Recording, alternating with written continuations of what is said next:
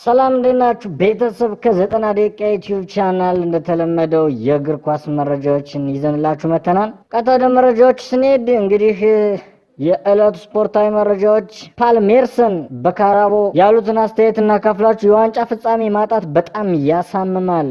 እነዛ ተጫዋቾች ከምንጊዜውም በላይ እየተጎዱ ነውና እመኑኝ ምንም ነገር ሊከሰት ይችላል። ነገር ግን ከሚቀጥለው ጨዋታ ጀምሮ የተለየ አርሰናል በፕሪሚየር ሊግ ታያለህ ነው ያሉት። እንግዲህ አክለውም የፍጻሜው ቁጣ ስሜትና ብስጭት ቀሪዎቹ 7 ቡድኖች የሚሰቃዩበት ምክንያት ይሆናልም ነው ያሉት። እንግዲህ ማንቸስተር ሲቲን ጨምሮ ነው እንግዲህ ምቾት ያጣሉ የሚሰቃዩበት ምክንያት ይሆናል ማንቸስተር ሲቲን ጨምሮ ነው ያሉት። እንግዲህ ፓልሜርሰን አስተያየት ሲሰጡ ስለ ካራቦ ካፕ የፍጻሜ ስለ አርሰናል እና ማንቸስተር ሲቲ ስላደረጉት ጨዋታ ማለት ነው።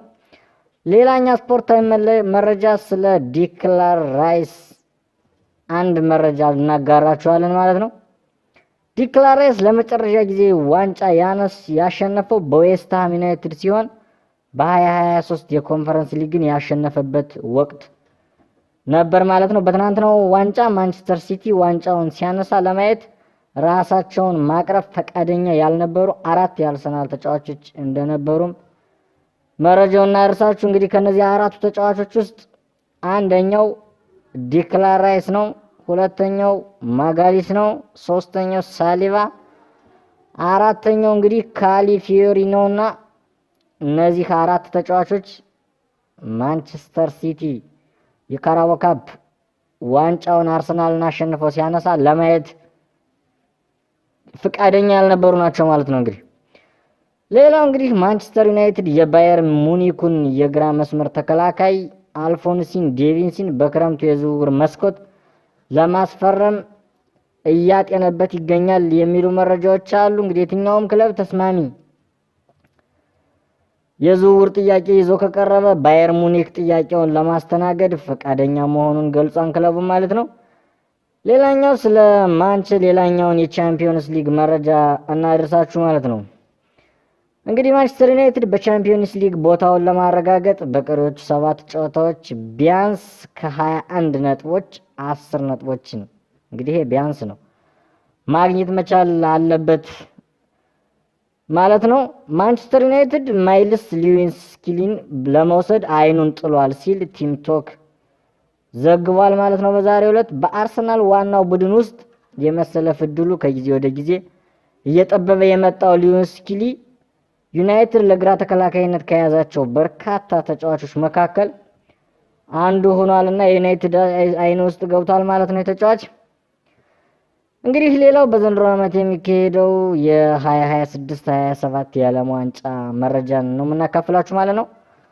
ፊፋ እየመጣ ላለው የዓለም ዋንጫ ያለውን ጉጉት ለመጨመር ጠንካራ የገበያ ማስታወቂያዎችንና የመጨረሻ ሰዓት ቅስቀሳዎችን እያዘጋጀ ነው። ውድድሩ በታሪክ ለመጀመሪያ ጊዜ በ48 ቡድኖች መካከል የሚደረግ ቢሆንም ጥቂት ወራት ብቻ እየቀሩት የትኬት ሽያጭ ዝቅተኛ በመሆኑ እንግዲህ ስቴዲየሞች ገና አልተሞሉም ማለት ነው። ፊፋ እንግዲህ ያወጣው ይፋዊ መረጃ ይሄ ነው ማለት ነው። ፍላጎትን ለመጨመርና መቀመጫዎችን ለመሙላት የቲኬት ዋጋ ማስተካከያ ለማድረግም በቅድ ይዟል ማለት ነው ፊፋ።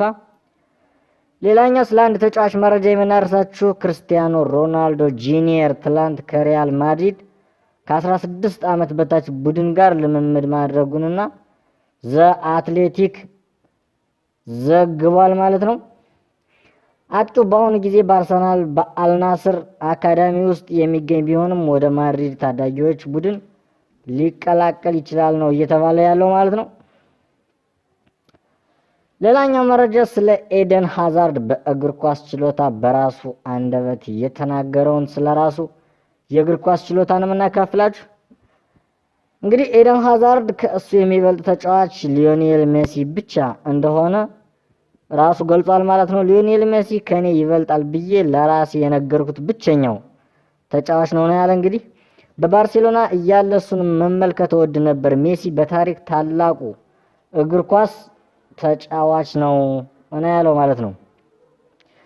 ክርስቲያኖ ሮናልዶ ከኔ የላቀ የእግር ኳስ አፈ ታሪክ ነው፣ ነገር ግን በንጹህ እግር ኳስ ተሰጥቶ ረገድ ከኔ አይበልጥም፣ ኔይማር ምናልባት ሊሆን ይችላል ሲል እንግዲህ ክርስቲያኖ ሮናልዶን እንግዲህ በማይጠበቅ መልኩ እንደዚህ ዝቅ አድርጎታል ማለት ነው የተጫዋች። ከዛ ውጭ ማንም ከኔ አይበልጥም። ማንቸስተር ዩናይትድ በቀጣይ ዓመት በቻምፒዮንስ ሊጉ የመሳተፍ እድሉ በኦፕታ ሱፐር ኮምፒውተር መሰረት 85.6 እድል እንዳለው የተገለጸ ሲሆን የማንቸስተር ዩናይትድ የፕሪሚየር ሊግ ደረጃዎችን ስንመለከት ማንቸስተር ዩናይትድ በቀጣይ በሊጉ ከሚያደርጋቸው ጨዋታዎች ሁለቱ የመውረድ ስጋት ያለባቸው ወይም ሊድስ እና ኖቲንጋም ፎረስት ናቸው። ከሚያደርጋቸው 7 ጨዋታዎች 4ቱ በሜዳው ነው። ስለሆነም እንደ አድቫንቴጅ ይቆጠራል ነው እንግዲህ ያሉ መረጃዎች ነው የምናደርሳችሁ። እንግዲህ ከ7ቱ ከሚያደርጋቸው ጨዋታዎች ውስጥ ክለቦች እነማን ናቸው? 7ቱ ክለቦች የማንቸስተር ዩናይትድ ቀሪ 7 ጨዋታ ተጋጣሚዎች ብለን ስንመለከት አንደኛው ቼልሲ ነው። ብሬንትፎርድ፣ ሊቨርፑል፣ ሰንደርላንድ፣ ኖቲንጋም ፎረስት እና ብራይተን ናቸው ማለት ነው። እነዚህ በቀጣይ በሊጉ የሚያደርጋቸው ጨዋታዎች ናቸው። ከነዚህ ጨዋታዎች ቢያንስ እንግዲህ ከ10 እስከ 16 ነጥብ ካልሰበሰበ አስቸጋሪ ነው የሚሆነው ማለት ነው። ወይም ወደ ቻምፒየንስ ሊግ ተሳታፊ ለመሆን ይቸገራል ማለት ነው በቀጣይ ዓመት።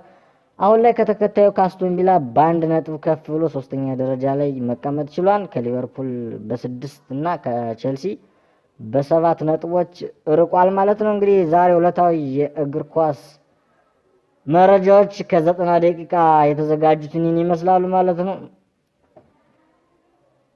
እናመሰግናለን።